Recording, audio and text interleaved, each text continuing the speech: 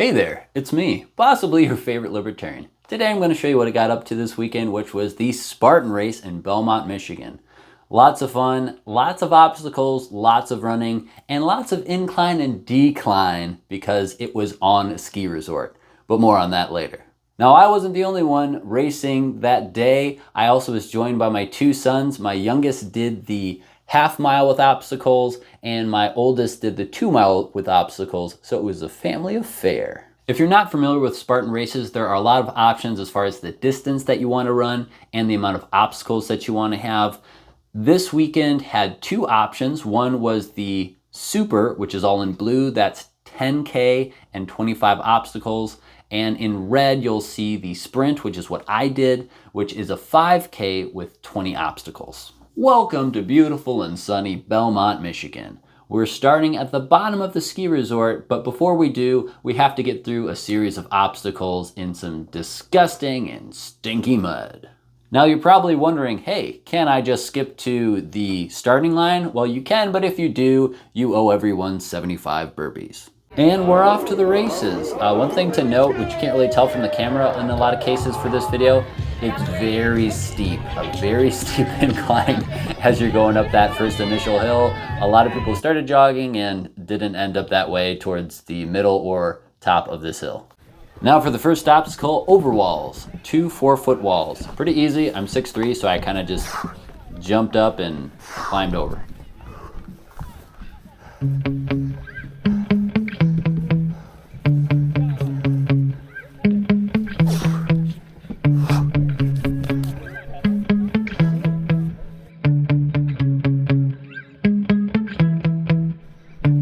For the hurdles, I just used the same technique that I did for the 4-foot walls and made it over without incident.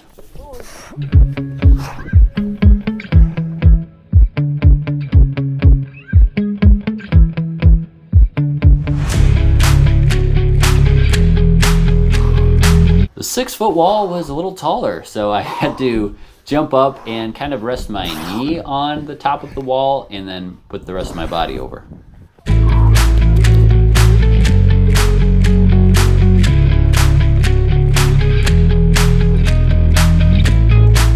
This thing wasn't an obstacle, it was just kind of in the way, so I figured I'd film it just in case you run this exact course, you know you have to duck under something.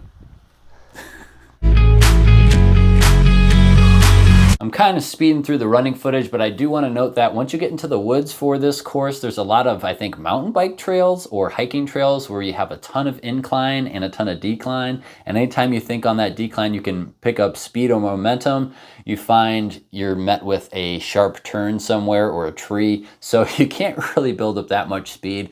It's just hard uphill and downhill. And now for my nemesis, the Z-wall. This part of the race is hard to watch because this is the only obstacle I failed. And I think the reason I failed was my horrible technique. You can see this guy, he's kind of like walking across like that. That's probably a good technique that I could have done. There was someone else who said because I'm tall, I'm 6'3", it probably would have been good for me to skip every other step. And then as my back foot is walking forward, I just go to that step in between and keep shifting every other step until I get across. That would have made sense for me because I have long legs and I could reach that and long arms. But instead what I did was grab on to the first two and put my feet on the first two, and then I just kind of like hopped across to the next two every single time, which worked for a little bit, but quickly my grip strength started to diminish as I was having to use a lot of upper body, and because my whole body was scrunched up, all the weight was, instead of being, directly over those pieces of wood, was further back off the wall, and that made my grip strength have to work even more. And ultimately, I ended up with, I think, 2 more pieces to get to before the bell, falling unexpectedly because my grip strength just gave out. All right, what's the penalty? Oh, the loop. The loop? Okay. Yeah, you just gotta do the loop. Oh, so close.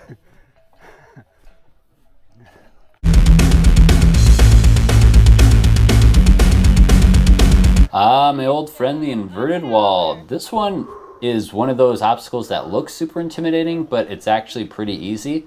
One, because yes, you are inverted, but you do have things that you can climb on. And two, because again, having the height advantage of being 6'3", I was able to just jump and grab the top of the wall and then use my feet to use these little guys to get over.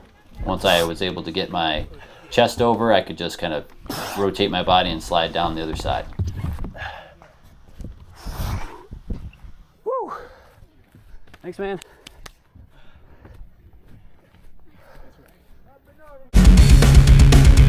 The Hercules hoist is probably my favorite of all the obstacles that I did that day because I was able, one, to sit down, and two, just use the muscles that I'm using weekly for my upper body workouts. So if I'm doing a seated row or if I'm doing lat pull downs, this is kind of a combination of those two things, and it's only 105 pounds. So for the men, it's 105, for women, it's less, but either way, all you have to do is get it to that knot and then lower it down without dropping it, and you're done.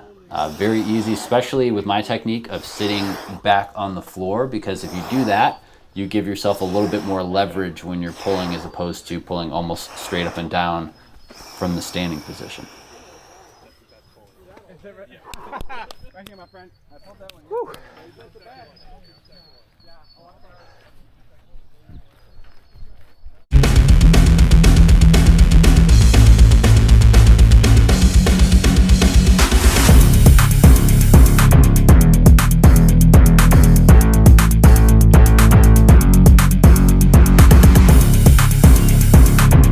Now it's time to carry a bucket of sand through the woods. A couple things to note about the bucket carry.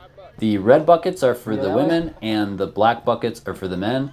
The men's buckets can be anywhere from 70 to 100 pounds, depending on how many individual grains of sand are in there. So it's probably not an exact science, which is why there's a range.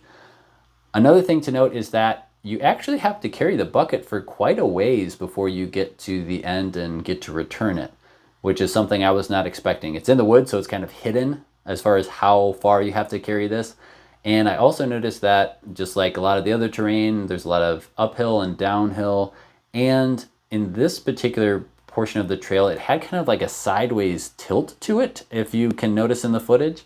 I've sped it up so it's not as boring, but yeah, that was kind of interesting. Also, I, for the most part, carried the bucket in front of me with my fingers underneath the bottom of the bucket. That seemed to work really well for a while, but then eventually I shifted the weight to one side over my right shoulder, one side over to my left shoulder, just to kind of shift weight around from where I was getting fatigued, and then ultimately put it back in front of me to kind of even out all the soreness of all my muscles before I set it back down. Only too high. Oh, all right. Well, that would be a lot easier for me. I was trying to help.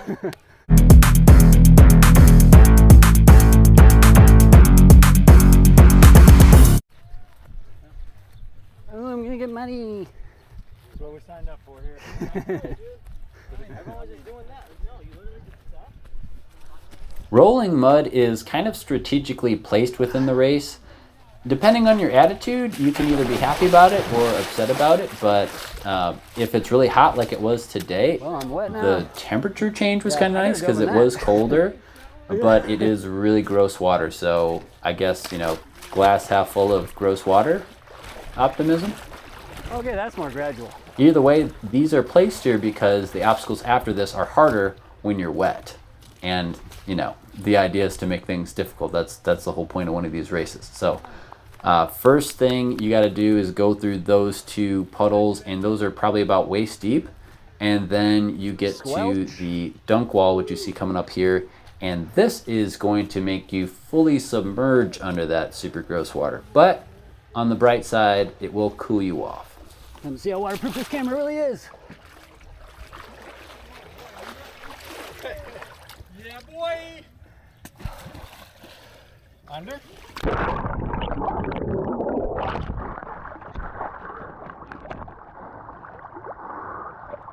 You can hear how muffled everything is because the water is now draining out of my camera. Once it gets all dry, it sounds normal again, but I thought that was kind of interesting when I was reviewing the footage.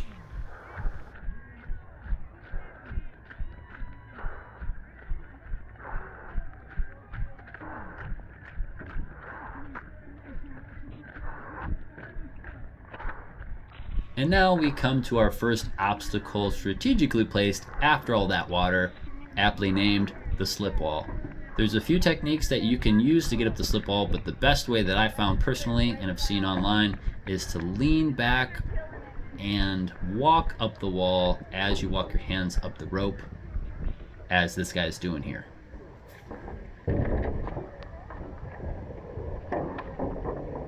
That doesn't help, I'm wet there too. Yep, I just tried to wipe my wet hands off on my wet shorts. Once I used this technique, I just got to the top, grabbed the top with my hands, and sat down on the top of the pyramid.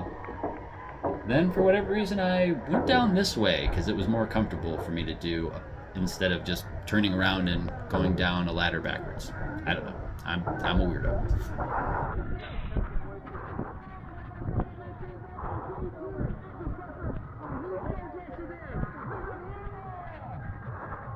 And now for the second obstacle that is slippery when wet, the Helix. Now I recommend, if you can, to find some dry grass somewhere to dry your hands off. That will help, but keep in mind this obstacle will still be wet because some people didn't think of that. A couple other things to note is that you can't touch the very top of it to hold on to anything. You have to use the bars that are vertical or horizontal. For me, because I'm tall, the vertical bars are the easiest to get to, but the hardest to hold on to because I have size large hands and I can't fully grip any of these bars because there's not enough room in between the bars to get my knuckles around any of these openings.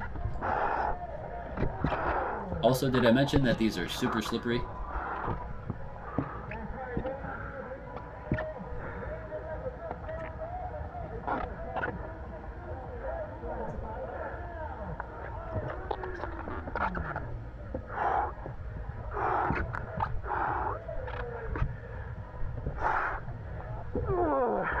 That's me muscling through, almost slipping.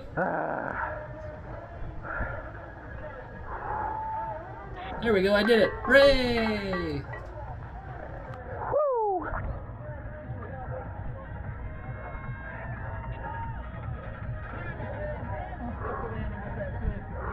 Those are my two tips. Being the frames, keep remaining, but no matter what, he takes an epic shot. Bring it on in, right there.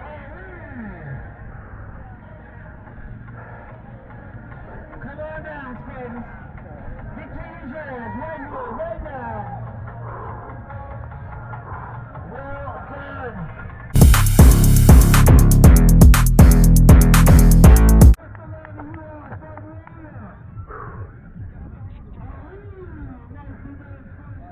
Sandbag carry. Was there the black crate? Okay.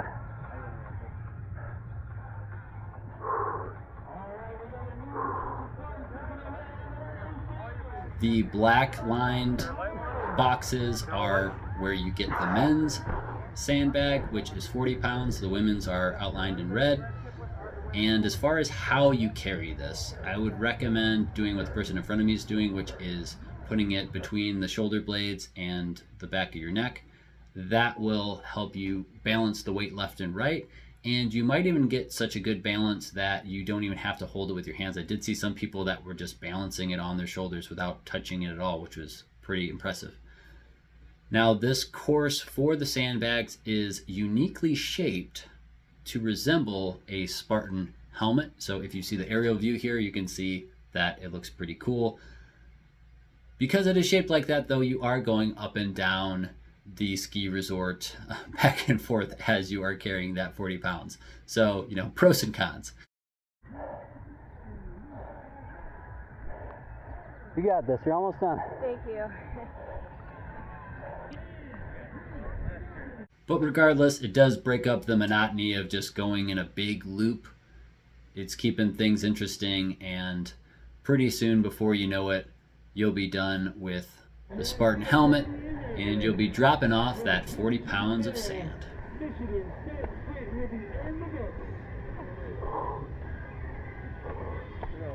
Just be sure to put it in the right bin, because if it's the men's bin, you did it right.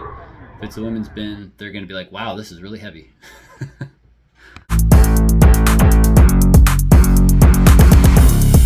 As you round the corner on this course, you get to a really steep hill. My camera is mounted on my chest, and you can see where my chest is facing. That's how steep it is. I'm pushing my legs into the ground with my hands just to be able to continue going up this hill. And then you get to where the barbed wire is, which is like halfway up the hill. And at first it feels nice because you get to kind of lay down a little bit, but this is where I tore the crap out of my knees. Like layers of skin missing after doing this. I crawled on my knees as much as I could before I just needed to change positions and before the barbed wire got too low, and then I did some armory crawling, and then at one point I even did some like inchworm stuff here to where I could just keep going. I just wanted, my goal for this whole race was to keep moving and never stop, and I was able to do that. But that was all of 12 minutes that I sped up and cut up so it wouldn't be boring, and the 12 minutes was much harder than what it looked like there. Woo!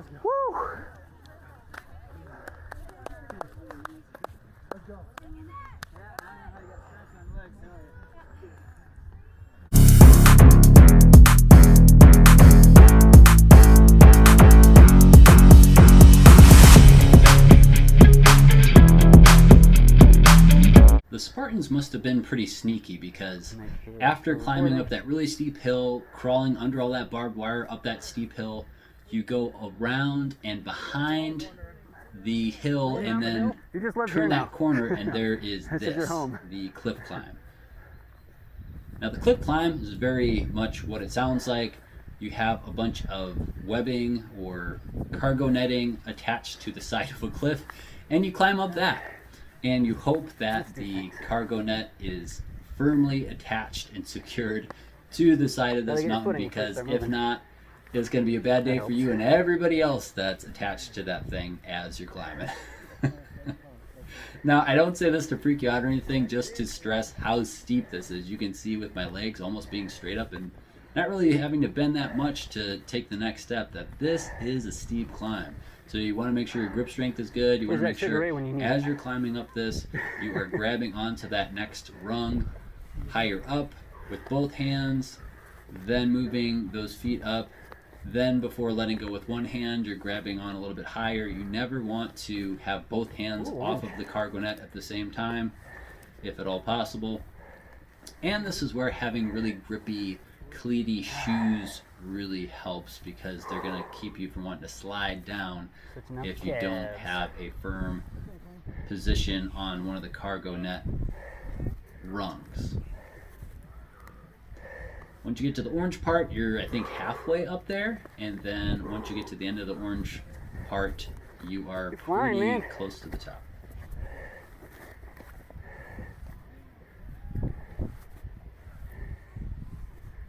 Ooh, this part's a little sketchy.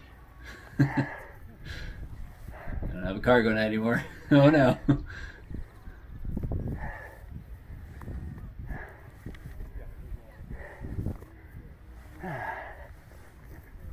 Congratulations, you made it to the very top of the mountain. This is where the ski lift stops to let people off to go down. And you just climbed up it. Crazy, crazy guy. Way to go.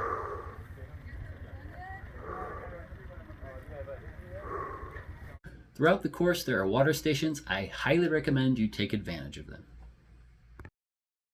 Now for the monkey bars. These I was a little worried about, which is why I really focused on grip strength. I didn't want to slip off of these. And the diameter of these bars are actually pretty big. I would say if you have fat grips at home for your dumbbells, that's really going to help, because they're about the same diameter as these monkey bars. The technique that I used also helped a lot. Instead of the technique to the guy on the left who's kind of like going across straight, I went sideways and I made my hands C's instead of using my thumb and wrapping it around the other side. I kind of used those as hooks, and then I was able to swing really far with my long arms, skip rungs, and get across pretty quickly simply by using that method.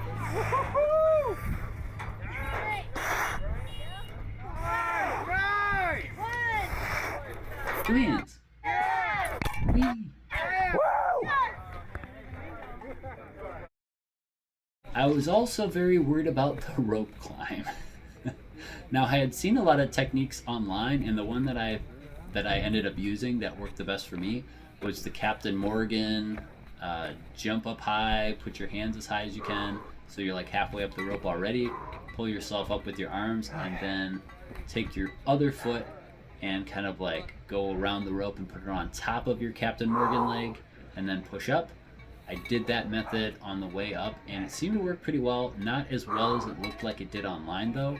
Online, seeing those videos, it was looking like it was like 100% legs, and you're just like barely touching the rope with your hands and walking up.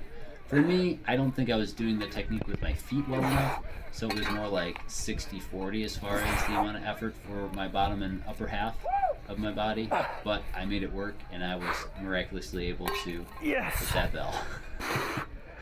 On the way down, though, I did slide on the rope with my legs, and my shins have layers of skin missing, so a little souvenir from the Spartan race.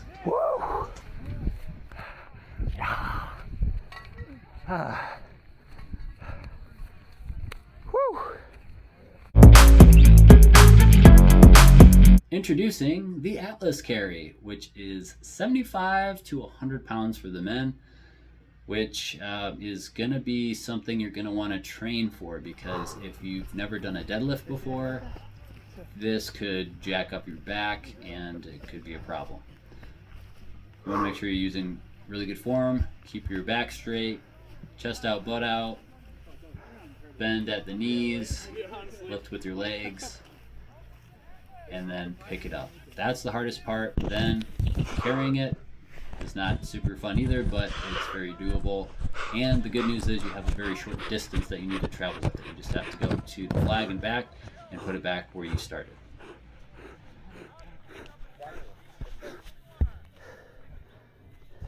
That was me checking to make sure that my camera didn't shut off when I was doing that.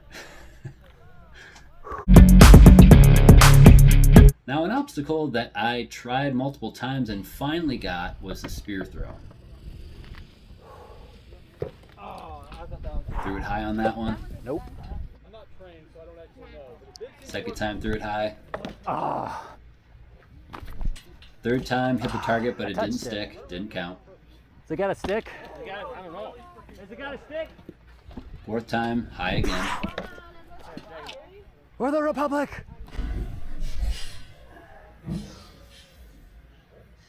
There we go. Finally, on the fifth try, I got it. Hooray! All right, is this the penalty loop? And had to do the penalty lap. I'm gonna run.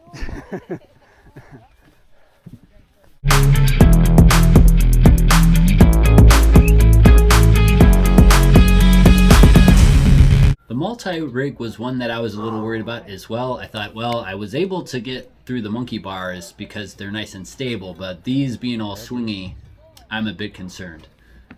Actually, these went pretty well also, and in my case, it was easier to get momentum with these than with the monkey bars, so I was still using that same C-clamp grip, swinging, skipping rings actually because I'm so tall and I have such a large wingspan. The pole that I'm on now was a little slippery, and that was a little hard to stay on because it had a thick diameter as well, but I was able to get to the next ring and ring it out.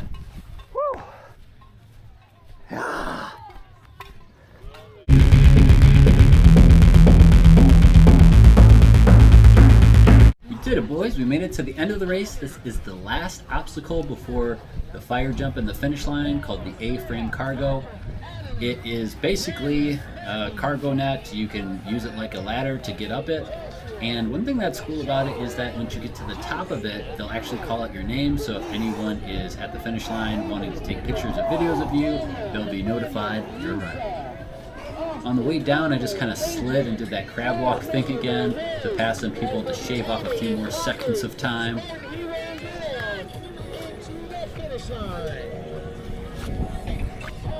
And just jogged it on down. I let these people go first so they could get their little photo op in front of the fire jump. And then when I jumped over the fire, I pointed up to the sky to give God the glory for giving me the strength to finish this race. We're now officially crossed the line and we received our finisher medal.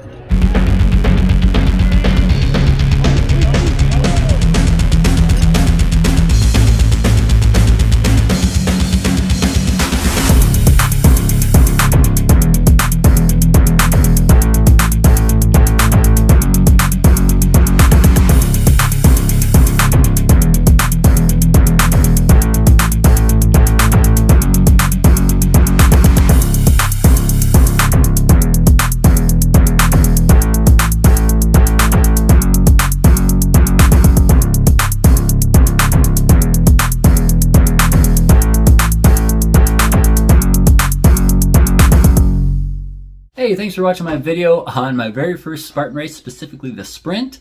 If you want to help out the channel or you got value out of this, the free ways of doing that are to like this video, to subscribe to the channel, to comment in the comment section if you have any questions specifically about the race that I ran, anything that I did in the video, or just in general. Great place to do that is the comment section. And then if you could share this with someone that is thinking about doing their first Spartan race, that would help as well, get the channel growing. But if you also, on top of that, want to be even more awesomer and you want to help support the channel monetarily, best way to do that is by buying cool stuff that you are already going to buy through my links, which are on our website, yourfavoritelibertarian.com. There you'll find exclusive discount codes and links to fitness equipment, to fitness clothing, such as 3 Nails clothing. They are a Christian organization. I was actually wearing their shorts in the video, and they support the fight against child trafficking. So if you purchase anything on their website, you are going to help donate to that cause. And if that's a cause that you're passionate about, then